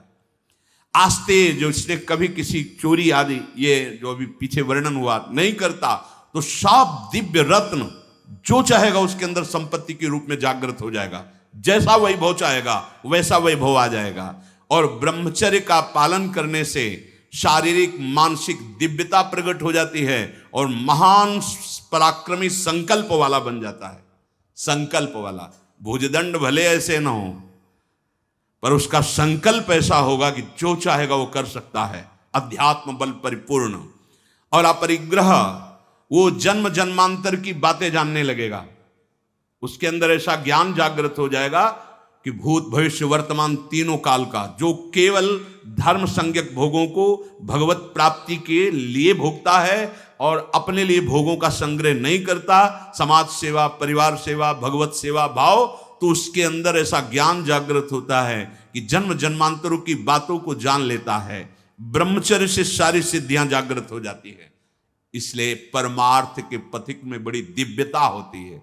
इन दिव्यताओं का जो आज वर्णन हुआ, इनका मनन करें और भगवत बल से इनको धारण करें। श्री राधा वल्लभ लाल की।